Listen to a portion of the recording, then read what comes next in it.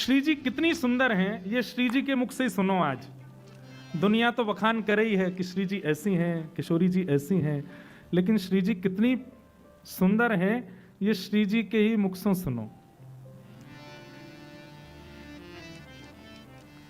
आहा, प्यारी जो की सहज अटपटे बोलनी, प्यारी जो की सहज अटपटे। लीला सुनो। भयो कहा ठाकुर जी पूरे दिना तो ऐसे ही डोले, लेकिन जब श्री जी से मिलवे को समय आवे तब ठाकुर जी अत्यंत सुंदर बन के जामे। आपको पता है जितने भी लोग सेवा करें अपने घर में ठाकुर जी की, बहुत ध्यान से सुनियो, रात्रि में ठाकुर जी को श्रृंगार जब आप बढ़ाओ तो श्रृंगार बढ़ाकर श्रृंगार पेटी में मत रखो, श्रृंगार बढ़ा के शेष सैया के पास ही रखो। क्यों? रात में बाजेंगे, रात में जाएंगे लीला में, रास करवे जाएंगे, श्री जी बुला ले, कभी भी बुला ले। अगर कहीं आपने श्रृंगार पेटिका में धर दिया तो ठाकुर जी को ऐसे ही जाना पड़ेगा, और ऐसे ही बिना श्रृंगार के गए तो किशोरी जी खूब सुनामे फिर। तो ये हमारे वृंदावन की सेवा प्रणाली में श्रृंगार उतार के ठाकुर जी की शेष सैया के पास ही रखो। बोले क्यों? बोले कहीं रात्रि में श्री जी को याद आ गई और ठाकुर जी को जाना पड़ा तो अपना श्रृंगार खुद ही करके चले जाएंगे। अब ये मंच से बताने वाली बात नहीं है, लेकिन आपका विश्वास दृढ़ हो जाए इसलिए कह दूं। अनेक बार ऐसा दर्शन हमने किया। रात्रि में लाल जी की 2 माइल का श्रृंगार में आरती करी थी और सवेरे 3 माइल मिलती हैं। क्यों? ठाकुर जी जल्दी जल्दी पहन के गए, रास बिहार करके आके जैसे ही पौड़े तो सब उतार दी, 1 माला एक्स्ट्रा रह गई। सवेरे हमको वो 3 माइल दिखती हैं, तो फिर मन में सुख हो गया, लाल जी रात में रास बिहार करवे गए। तो कभी भी ठाकुर जी को श्रृंगार जब बढ़ाओ रात्रि में शयन के समय, वस्त्र आभूषण वो शयन सैया के पास ही रखो। कहीं रात्रि में ठाकुर जी को जानो पड़ो तो अपना श्रृंगार खुद कर लेंगे। तो आज ठाकुर जी श्री जी से मिलवे गए हैं और एक नीलमणि गले में धारण करके गए, और भाव तो ये है तो कि भैया या मणि को देख करके श्री जी बड़ी प्रसन्न रह जाएंगी। क्योंकि ठाकुर जी जब भी आवे श्री जी पहले नख से सिक तक पहले दर्शन करें उनको कैसे लग रहे हैं आज, और ठाकुर जी श्री जी को करें। ठाकुर जी जैसे ही आए आकर के किशोरी जी के सामने बैठे, किशोरी जी एक एक अंग को दर्शन कर रही हैं, लेकिन जैसे ही आज वक्ष पर धारण भईवा नीलमणि को दर्शन कियो, नीलमणि में अपना ही प्रतिबिंब देख करके श्री जी को लगा ये किसी और गोपी की चित्र की मणि पहन के आ गए हैं। इनको कोई और गोपी भाग गई है और वह गोपी को इनने चित्र में मड़वा के गले में धारण कर लियो है। तो श्री जी मान करके बैठी हैं और श्री बिहारिन देव जी भगवत रसिक जी उसका भाव प्रकट कर रहे हैं। प्यारी जो की सहज अटपटे बोलनी, प्यारी जो की सहज अटपटे हो पिया तुम उर बसी कौन तिय, हो पिया तुम उर बसी कौन पहरे नील निचोलनी, प्यारी जो की सहज। श्री जी नाराज है गए, मान करके बैठी। ठाकुर जी बोले अरे अभी तो मैं आया हूं, मैंने कुछ कही भी ना है, मैंने तो कुछ बोलो भी ना है, आपको कुछ श्रम भी नहीं दियो, फिर भी आप मान कर रही हो। हे श्री जी कहाँ अपराध भयो? हो पिए तुम उर बसी कौन तिय, पहिरे नील निचोलनी, ये तुमने नीली मणि पहनी है, अब मुझे लगा तुम्हारे हृदय में कोई और आके विराज गया हो, हमारा स्थान चलोगे हैं। भंवर के जैसे कार्य हो ना, जैसे भंवर एक पुष्प से दूसरे पुष्प पर चले जाए, ऐसे ही स्वभाव तुम्हारा है। कोई और गोपी पसंद आ गई है अब तुम्हें? और देखो तो सही है कैसी। अब मणि को श्री जी पकड़ के जितना अपने समीप करें उतनी छवि और सुंदर होती जा रही है उस मणि में। अब श्री जी कह रही हैं हम हूते गुण रूप अगारी, देखो तो सही, या मणि में दिखवे वाली है गोपी, हम हूं तो ज्यादा सुंदर लग रही है। या की आंख तो देखो, या को मुखमंडल तो देखो कितनी प्यारी है। हम हूते गुण रूप अगारी, कितनी सुंदर है, हम तो ज्यादा प्यारी लग रही है। और ठाकुर जी मंद मंद मुस्कुरा रहे हैं। बोले अच्छा। बोले लेकिन मुझको यहाँ पे बड़ी दया आ रही है। ठाकुर जी बोले क्यों दया क्यों आ रही है? वो तुम्हारे चक्कर में जो पड़ गई है। हमने तो कृपा करके तुम अपने बनाए लिए। सही सही बताओ, पाई कहाँ बिन मोलनी प्यारे, पाई कहाँ बिन मोलनी प्यारे, प्यारी जो की सहज अटपटे बोलनी प्यारी जो की सहज अटपटी। ठाकुर जी भी आनंद ले रहे हैं। कैसी लग रही है नेक बताओ तो। बड़े बड़े नैन अरुण कजरारे, बड़े बड़े नैन अरुण कजरारे। इस पद की विशेषता यह है कि श्री जी स्वयं के ही रूप का बखान कर रहे हैं। बड़े बड़े नैन अरुण कजरारे, बड़े बड़े नैन अरुण कजरारे,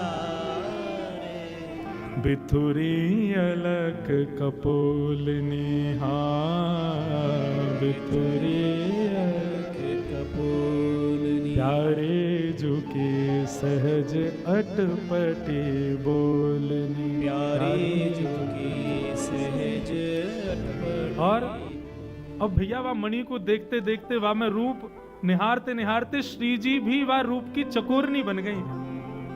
अपने ही रूप को देख करके मणि में श्री जी, अब श्री जी की भी इच्छा हो रही है छोड़ू नहीं। श्याम सुंदर आनंदित हो रहे हैं और श्री जी कह रही हैं, अरे नैन तो देखो या के कैसे काजर लगाया, बड़े बड़े नैनन में भी काजर, और वाक्य बाद भी देखियो, अम जल बूंद मनोहर मुख पर, अम जल बूंद मनोहर मुख पर, हम जल बूंद मनोहर मुख पर, हम जल बूंद मनोहर मुख पर, लसत उरज नक छोलनी प्यारी, लसत उरज नख छोलनी प्यारी जो की सहज अटपटे बोलनी, प्यारी जो की सहज अटपटी बोलनी। और श्री जी और गौर से देखवे के काजे वह मणि को खींच के और अपने समीप करें, और ज्यों ज्यों वह मणि के रूप को समीप करें त्यों त्यों श्री जी और ज्यादा आसक्त व रूप में होती जा रही हैं। उमगी उमगी सन्मुख आवत, उमगी उमगी सन्मुख आवत, मन भावत करत किलोलनी प्यारी, मन भावत करत किलोलनी प्यारी, प्यारी जो की अटपट बोलनी, प्यारी जो की सहज अटपट रति के चिन्ह देखियत अंग अंग, रति के चिन्ह देखिए अंग, रंजित अधर तमोलनी प्यारी, रंजित अधर तमोलनी प्यारी। बंधुओं, रति के चिन्ह क्या है? सदा हमारे ब्रज के रसिक जन कहते हैं ये रति, रति यानी आसक्ति, और किसके प्रति आसक्ति? श्री कृष्ण के प्रति आसक्ति।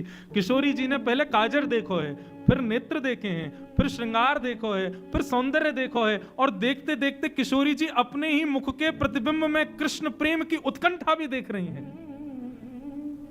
और श्री जी को ये मन में भाव ये संकुचित नहीं कर रहा कि हमसे ज्यादा सुंदर है या हमसे ज्यादा या को रूप बढ़िया है। श्री जी को इस बात का दुख है कि या के रति के चिन्ह हमसे भी ज्यादा कृष्ण उत्सुकता को प्रकट कर रहे हैं। कहीं ऐसा तो नहीं है हमसे बड़ी आपकी पिपासु?